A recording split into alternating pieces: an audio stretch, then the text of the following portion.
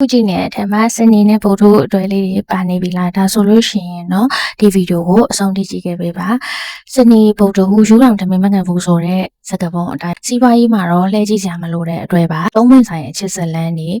ဖြစ်နိုင်ခြေများတာကစနေနဲ့ဗုဒ္ဓဟူးအတွဲပါအနိုင်ကျော်တာမျိုးကလက်ထက်ကန်ဒီမှာပြန်ရောက်လာတာမျိုးလက်ထက်မယ်လို့စဉ်းစားလိုက်ခါမှာနှစ်ဖက်အတိုင်းဝိုင်းရဲ့ကြားဝင်ပြီးတော့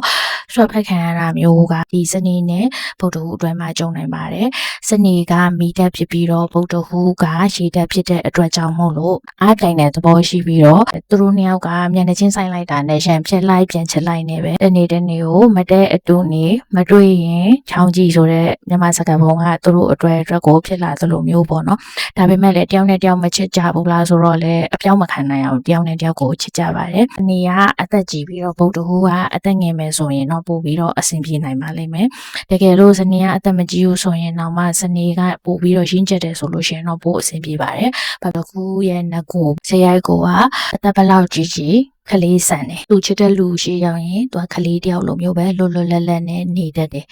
ဒါပေမဲ့သူတို့သွားပြီးတော့ကလေးလိုမျိုးစဉ်းစားဉာဏ်မရှိဘူးလို့တော့မထင်နဲ့ဆုံးဖြတ်ချက်တစ်ခုကိုချတော့မယ်ဆိုရင်တော့ဂျန်နယ်လက်နဲ့သေချာအချိန်ကိုစဉ်းစားပြီးမှဆုံးဖြတ်ချက်ချတတ်တာကဗုဒ္ဓဟူးပါ